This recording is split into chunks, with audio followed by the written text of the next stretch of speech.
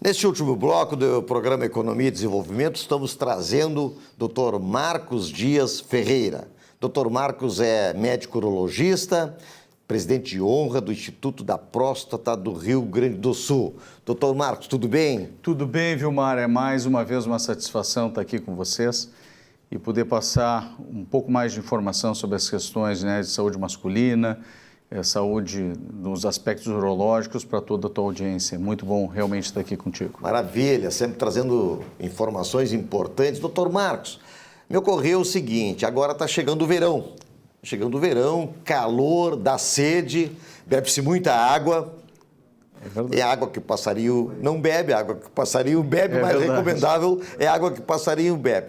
Mas isso traz também muita disposição para ir no banheiro, fazer xixi. É verdade, é verdade. E isso também traz mais disposição, predisposição, enfim, sintomas de incontinência urinária, doutor Marcos? É incrível, mas também a gente verifica um certo aumento da queixa de incontinência urinária no consultório, Vilmar, em especial das mulheres. A gente tem das mulheres. Uma frequência realmente alta de incontinência. Em mulheres a partir de 50 anos, esse índice pode chegar de 30% a 50% das mulheres com esta queixa de perda urinária. E também dos homens, na verdade, entre outros sintomas relacionados às questões de próstata. Sim. É impressionante como a sensação, muitas vezes, de ter que ir ao banheiro com alguma urgência e percepção, eventualmente, até de alguma perda urinária nesse momento, em que vai se dirigindo com pressa ao banheiro. Algumas vezes a sensação também de que não esvaziou a bexiga completamente, o jato mais fino, o jato que sai intermitentemente, ou seja, sai um pouco e para, outro pouco e para. Então, dentro do conjunto de sintomas que são chamados sintomas de próstata, né? Então, é muito importante a gente ficar alerta em relação a esses sintomas. Quando o senhor fala sintomas de próstata, são aqueles sintomas anteriores, digamos assim, ao diagnóstico de um evento menos esperado, que é o problema de câncer de próstata, ou posteriores à cirurgia, posteriores ao tratamento deste evento? Na verdade, Vilmar, isso se refere às duas situações. As duas situações. Exatamente, porque nós podemos ter os chamados sintomas prostáticos em pacientes que tenham, por exemplo, doenças benignas da próstata, como, por exemplo, a hiperplasia da próstata, crescimento benigno da próstata. Nós podemos ter esses sintomas também nos quadros de prostatite, de inflamação prostática. E em pacientes que tenham o desenvolvimento do câncer de próstata numa fase em que o câncer esteja um pouco mais crescido, ou seja, por vezes até numa fase mais tardia, o paciente pode também apresentar os chamados sintomas prostáticos, dentre esses que eu elenquei. Agora, é importante entender também que quando se fala da questão da incontinência, isso por vezes, Vilmar, é o maior medo dos pacientes quando se refere ao tratamento do câncer de próstata. Muitos pacientes têm o receio de fazer o diagnóstico precoce, justamente pelo receio de serem tratados pela doença e ficarem com sequelas ou complicações do procedimento de tratamento, que na maior parte das vezes é o procedimento cirúrgico, mas também pode ser a radioterapia.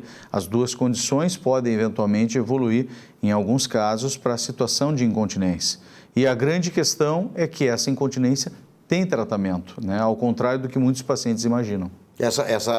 Esse tratamento, ele é um tratamento que precisa de outro procedimento, precisa de algum outro tipo de intervenção?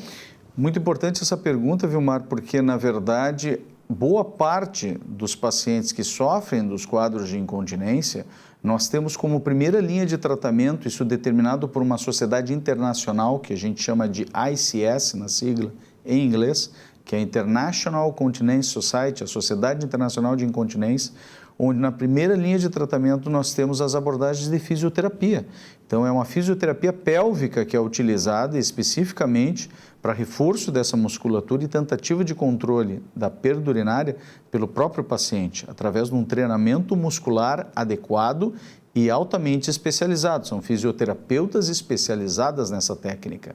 Por outro lado, nós temos também, eventualmente, a necessidade de medicar esses pacientes, de que eles recebam medicamentos que possam trabalhar a questão do controle da bexiga e o próprio controle da uretra. E outras vezes, sim, há necessidade, em alguns casos, Vilmar, da cirurgia, né, de procedimentos.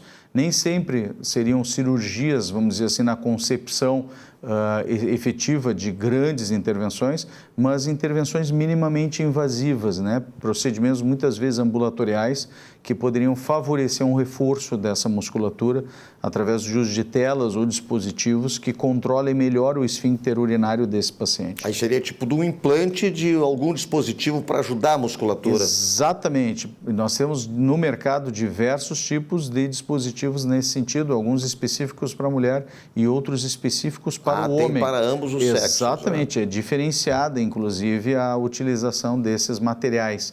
Mas são materiais já testados, materiais que têm um longo histórico, né? E, inclusive, alguns deles com garantia vitalícia, né? Então, é muito importante que a gente tenha essa noção de que existem diversos recursos, sim, para o tratamento da incontinência urinária. Doutor Marcos, para finalizar, a questão assim da gente provocar retenção urinária por muito tempo não deve ser muito bom, né, para a saúde. Vilmar, infelizmente isso é muito triste, porque por vezes era um conhecimento até antigo, né, fazer o treinamento da bexiga para ficar segurando o xixi. Mas, na verdade, a gente não utiliza isso de rotina, né, como recomendação para os pacientes, porque a retenção urinária de grandes volumes pode promover uma dilatação excessiva da bexiga. Isso promove ruptura de fibras elásticas da própria bexiga e, por vezes, alterações da conformação neuromuscular dessa bexiga. Essa alteração de conformação pode levar, inclusive, num processo mais crônico de retenção crônica de urina, a situações onde esse resíduo urinário, o esvaziamento, passa a não ser completo e o paciente pode ter uma sobra de urina importante que venha a facilitar a ocorrência de infecções. Muito bem, então tivemos aqui o Dr. Marcos Dias Ferreira, sempre trazendo importantes notícias, importantes considerações para a nossa saúde, né? E o programa Economia e Desenvolvimento fica por aqui essa semana, retorna na semana que vem com muitas outras informações.